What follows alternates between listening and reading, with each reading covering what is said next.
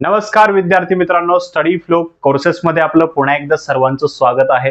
मित्रांनो, आज आपण बीए अंतर्गत येणारा BA honours in Bengali course आहे याच्याबद्दल पाहणार आहोत की हा कोर्स काय आहे, याच्यामध्ये काय शिकवलं जातं.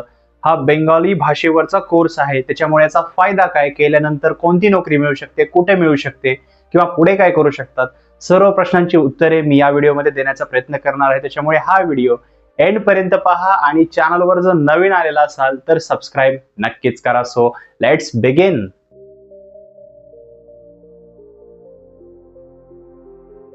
तर मित्रांनो, सर्वप्रथम पाहूया की हा कोर्स काय आहे. तर जसं याचं नाव आहे ऑनर्स बेंगाली, तर बेंगाली भाषेचा जो काही इन्क्लूड माहिती असते, जसं पोएट्री, त्याचं ग्रामर म्हणजे व्याकरण, पोएट्री म्हणजे त्याच्या कविता, त्याचं लिटरेचर, सर्व गोष्टींचा सखोल अभ्यास याच्यामध्ये शिकवला जातो.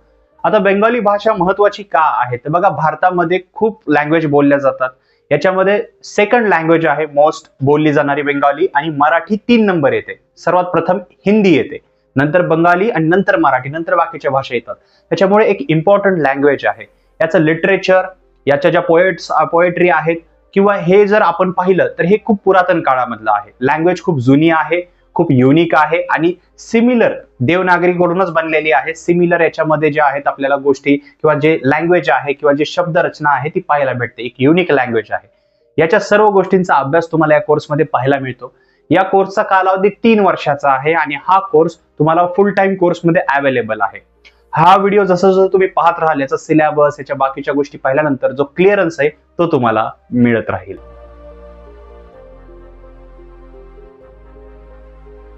तर मित्रांनो, आता आपण याची शैक्षणिक पात्रता पाहूया. तर मित्रांनो, याची शैक्षणिक पात्रता आहे 12th पास. तुम्ही कोणत्याही स्ट्रीम मधून असाल तरी तुम्ही या कोर्सला ऍडमिशन घेऊ शकता. बेसिकली महाराष्ट्रामध्ये पाहिलं तर कुणी हा कोर्स जास्त करत नाही, पण आता बीएच्या अंतर्गत येणारे कोर्स आपण इथं कव्हर करत आहोत. एखादा विद्यार्थी असेल, जर समजा त्याचं जे मूळ गाव आहे किंवा तो बंगालमधून इथं आलेला आहे, त्याची मातृभाषा बंगाली आहे, तर मे बी तो हा कोर्स करू शकतो. तर असे विद्यार्थी ज्यांचं जे समजा मायग्रेट झालेले आहेत, त्यांना समजा वापस त्यांची लँग्वेज जी आहे त्याची रिस्पेक्ट करायची आहे, जपायचं आहे, त्यामध्येच करिअर करायचं आहे किंवा कोलकाता साईडला वगैरे जॉब्स पाहिजे, तर अशा विद्यार्थ्यांसाठी हा कोर्स आहे. सगळ्यात मेन 12th पास लागते. कोणत्याही स्ट्रीम मधून तुम्ही मिनिमम 50% घेऊन जर तुम्ही पास आउट असाल, तुम्ही इझिली यासाठी ऍडमिशन घेऊ शकता. मोस्ट ऑफ सर्व कॉलेजेसमध्ये तुमच्या मार्कच्या बेसिसवर तुम्हाला ऍडमिशन जे आहे ते दिले जाते.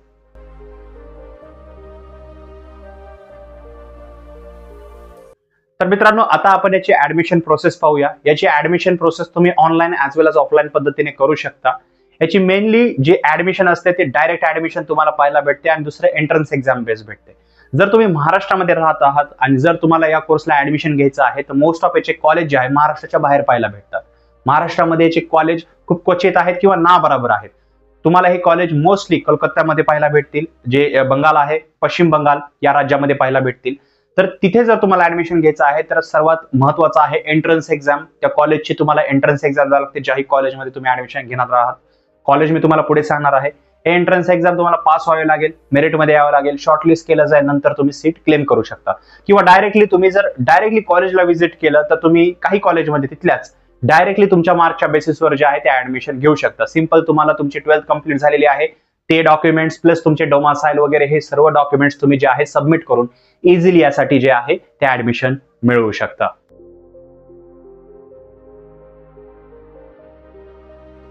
तर मित्रांनो, आता आपण याच्या कालावधीबद्दल पाहणार आहोत. तर याचा कालावधी तुम्हाला 3 वर्षाचा पाहायला मिळतो. हा एक फुल टाइम कोर्स आहे.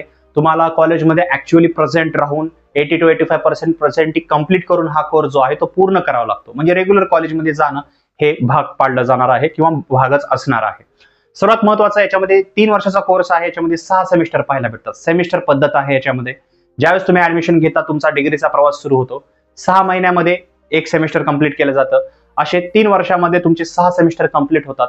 6 सेमिस्टर जसे कंप्लीट होतात तुम्हाला डिग्रीचे सर्टिफिकेट मिळते. हे डिग्रीचे सर्टिफिकेट पुढे तुम्ही हायर एज्युकेशनसाठी वापरू शकता, कोणत्याही गव्हर्नमेंट जॉबला अपेअर होण्यासाठी वापरू शकता किंवा तुम्ही जे आहे समजा प्रायव्हेट सेक्टरमध्ये जॉब मिळवण्यासाठी सुद्धा वापरू शकता. आता ह्याच्यामध्ये सिलेबस कोणता आणि जॉब्स कोणत्या, अपॉर्च्युनिटीज कोणत्या, ते आपण पुढे पाहणार आहोत.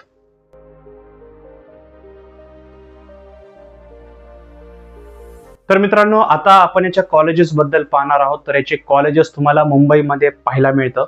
याच्यामध्ये मुंबईमधलं जो कॉलेज पाहिलं तर त्याचं नाव आहे Mahatma night degree college of arts and commerce in Mumbai, आणि तसेच व्हेरियस ॲफिलिएटेड म्हणजे याच्याशी निगडीत कॉलेज आहेत. RTMU म्हणजे स्वामी रामानंद तीर्थ मराठवाडा युनिव्हर्सिटी आहे. तर या अंतर्गत सुद्धा नागपूर विद्यापीठ जे आहे त्या अंतर्गत सुद्धा तुम्हाला कॉलेज पाहायला भेटतात. महाराष्ट्रामध्ये क्वचित कॉलेज आहेत.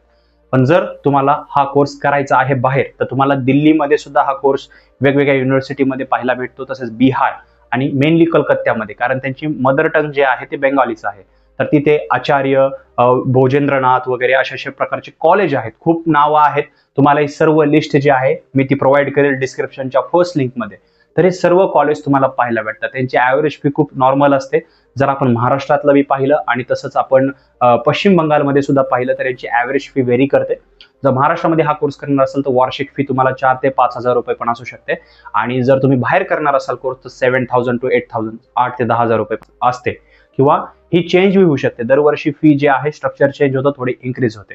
सो मेक शुअर हे कॉलेजेस जे आहे तुम्ही पहा. कॉलेजेसचे जर अजून इन्फॉर्मेशन तुम्ही कलेक्ट करा, किंवा तुम्ही आम्हाला कॉमेंट सेक्शनमध्ये विचारू शकता. आणि जर हा कोर्समध्ये इंटरेस्टेड असाल तर फॉलोइंग जेही कॉलेज मी इथं सांगितलेले आहेत, किंवा जेही तुम्ही स्क्रीनला पॉज करून रीड करत आहात, तर या कॉलेजमध्ये तुम्ही इझिली ऍडमिशन घेऊ शकता.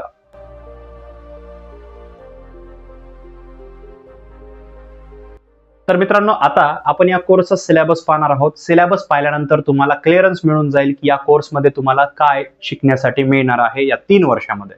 फुल टाइम कोर्स असल्यामुळे सेमिस्टर वाईज पद्धतीने हा सिलेबस आपण इथे पाहणार आहोत.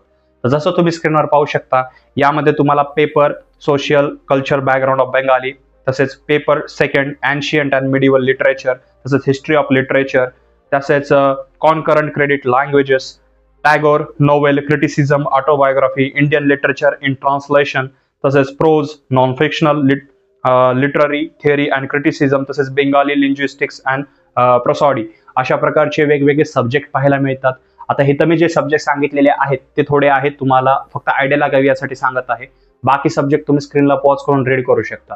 मित्रांनो, या कोर्सला ज्यावेळेस आपण पाहतो किंवा या सब्जेक्ट्समध्ये आपण ज्यावेळेस पाहतो, याच्यामध्ये बंगाली लिटरेचर, त्याच्याबरोबर पोएट्स, ज्याही मायथॉलॉजिकल स्टोरीज वगैरे असतात, हे सर्व गोष्टींचा समावेश पाहायला भेटतो. तसेच टॅगोर रिलेटेड, आता रवींद्रनाथ टागोर ज्यांनी आपलं भारताचं जे राष्ट्रगीत लिहिलेलं आहे, तसेच जे बांगलादेश आहे, देशाबद्दल बोलत आहे, त्या बांगलादेशचं राष्ट्रगीत सुद्धा त्यांनी लिहिलेलं आहे.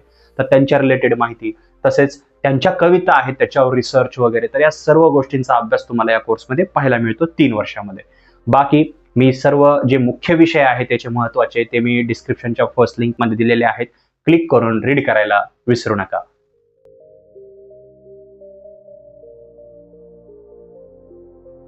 तर मित्रांनो, आता आपण हा कोर्स केल्यानंतर पुढील संधी काय असू शकतात याबद्दल पाहणार आहोत. मित्रांनो, सर्वप्रथम 3 प्रकारच्या संधी तुम्हाला पाहायला मिळतात.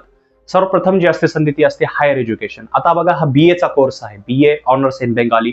जर तुम्ही हा कोर्स कंप्लीट केला तर तुम्हाला पुढे MA करता येतं. जर तुमच्याकडे वेळ आहे, रिसोर्सेस आहेत, तर तुम्ही पुढे जे आहे PhD सुद्धा करू शकता, रिसर्च करू शकता.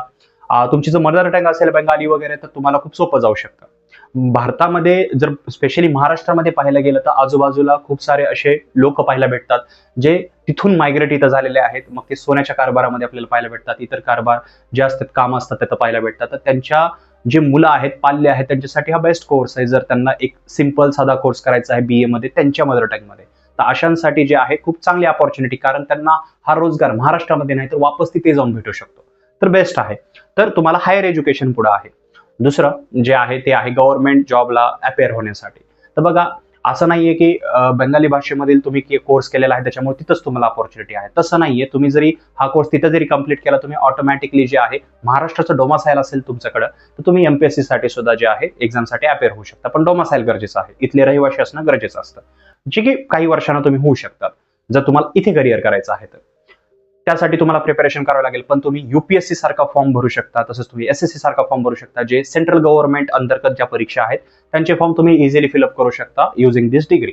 सो मेक शुअर तुम्ही याचा अभ्यास करायला पाहिजे. तुम्ही डिग्री करत असताना सुद्धा या गोष्टींचा तुम्ही अभ्यास केला आणि बंगालमध्ये सुद्धा त्यांचे सुद्धा लोकसेवा आयोग असतात. जसं MPSC असतं तिथं सुद्धा त्यांचं सुद्धा जे लोकसेवा आयोगाची PCS परीक्षा असते तर तुम्ही त्यामध्ये सुद्धा जे आहे जाऊ शकता. तुमची मदर टंग आहे, तुम्हाला इझिली जे आहे त्या परीक्षा सोप्या समजू शकतात. पण तुम्हाला तिथल्या ग्राउंड लेवलचा, तिथल्या भूगोलाचा, तिथल्या इतिहासाचा तुम्हाला अभ्यास करावा लागतो.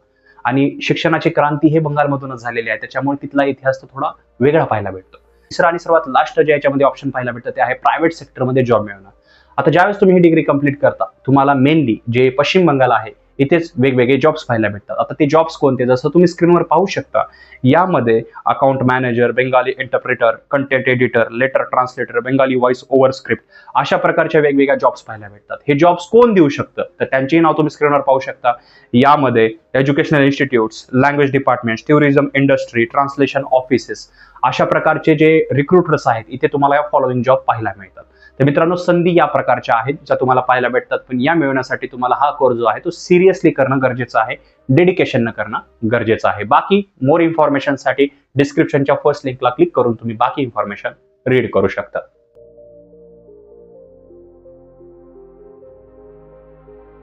तर मित्रांनो, आता पाहूया की हा कोर्स का आणि कोणी करावा, कोणी केला पाहिजे. सर्वप्रथम का करावा, जर तुम्ही पश्चिम बंगालमधून मायग्रेट होऊन इथं राहत आहेत, तुम्हाला खूप वर्ष झालेले आहेत आणि तुम्हाला असा कोर्स करायचा आहे जो तुमच्या मातृभाषेमधून आहे, जो BA अंतर्गत येतो, तुम्हाला सोपंही जाईल आणि तुम्हाला वापस करिअर करायचं आहे याच्यामध्ये. लेक्चरर असेल, टीचर बनायचं असेल, प्रोफेसर बनायचं असेल किंवा ट्रान्सलेटर, कंटेंट रायटर बनायचं असेल, जर्नलिझम मध्ये सुद्धा जाऊ शकता तुम्ही याच्या थ्रू, तरी तुम्ही हा कोर्स जो आहे तो इझिली निवडू शकता, कारण हा तुमच्या मातृभाषेतला आहे. महाराष्ट्रामध्ये हा कोर्स तुम्ही रेग्युलर बेसिसवर करू शकता. काही क्वचित कॉलेज आहेत जसं मी नाव सांगितलेले आहेत, पण जर तुम्हाला रेग्युलर बेसिसवर हा कोर्स करावाच लागेल त्यासाठी तुम्हाला वापस तिथे म्हणजे पश्चिम बंगालमध्ये जे कॉलेज आहे तिथे हा कोर्स करावा लागेल. तो या गोष्टी तुम्हाला पाहायच्या आहेत, यानुसार तुम्हाला हा कोर्स चूज करायचा आहे. कोणत्या विद्यार्थ्यांनी हा चूज करायचा नाहीये. आता बघा, आपली मराठी लँग्वेज आहे, मराठी विद्यार्थी जर हा व्हिडिओ बघत आहे तर तुमच्या विषयाचा बाहेरचा कोर्स आहे. कारण जर एखाद्या मराठी व्यक्तीला जर बंगाली भाषेचं आवड असेल, आता आवड प्रत्येकाची सांगता येत नसते, कुणाला काय असू शकते, कारण काही जण संस्कृत शिकतात, काही जण मराठी समजा रिलिजियस हिंदू असले तरी ते उर्दू मध्ये सुद्धा इंटरेस्टेड असतात किंवा इतर वेगवेगळ्या भाषेमध्ये असतात. जसं जर्मन लँग्वेजचे क्लासेस असतात, वेगवेगळे समजा जपानी लँग्वेजचे क्लासेस असतात, कोरियन लँग्वेज पुण्यामध्ये शिकल्या जातात. तर लँग्वेजचं कोणत्याही धर्माचं बॅरियर नसतं किंवा समजा इथेन्सिटीचं समजा बॅरियर नसतं. तर हे जे आहे तुमच्या इंटरेस्टवर आहे. जर तुम्हाला हा कोर्स करायचा आहे, तुम्हाला भाषेची आवड आहे, तुम्हाला लिटरेचर आवडत आहेत, कारण बंगालकडे ज्यावेळेस आपण बघतो तर शिक्षणाची क्रांती, वेगवेगळे जे महापुरुष झालेले आहेत किंवा जे सामाजिक सुधारणा झालेले आहेत, सामाजिक सुधारक आहेत, ते आपल्याला बंगालमधूनच पाहायला भेटतात. तर तुम्हाला त्या इतिहासाचा इंटरेस्ट असेल, तुम्हाला त्यांच्या लँग्वेज मधून जर इतिहास शिकायचा असेल तर कोर्स तुमच्यासाठी आहे. अदरवाईज तुम्ही तिथूनच येत असाल, मायग्रेट झालेला असाल तर हा कोर्स तुमच्यासाठी आहे. बाकी जर तुम्हाला या गोष्टीमध्ये इंटरेस्ट नसेल तर हा कोर्स नका निवडू. तुमच्यासाठी वेगवेगळे कोर्स आहेत, BA इंग्लिश आहे, BA हिंदी आहे, BA संस्कृत आहे किंवा सोशिओलॉजी वगैरे तुम्ही वेगवेगळे कोर्स जे आहे ते कन्सिडर करू शकता. प्लेलिस्ट मध्ये या कोर्सची लिंक दिलेली आहे. फ्युचरमध्ये सुद्धा आम्ही हा व्हिडिओ जो आहे त्याच्या रिलेटेड ते आणणार आहोत. मित्रांनो, या कोर्स रिलेटेड जे आहे अजून तुमचे काही क्वेश्चन्स असतील तर खाली कॉमेंट सेक्शन मध्ये विचारू शकता. व्हिडिओ आवडला असेल तर लाईक करा, इतरांबरोबर शेअर करा आणि चॅनलवर जर नवीन आलेला असाल तर सबस्क्राईब करायला विसरू नका. बाकी तुम्हाला जेही गायडन्स पाहिजे आहे, जेही प्रश्न असतील ते डिस्क्रिप्शन मध्ये इम्पॉर्टंट लिंक्स आहेत, मग ते आर्टिकलच्या असो किंवा इंस्टाग्रामच्या आमच्याशी कनेक्ट करू शकता.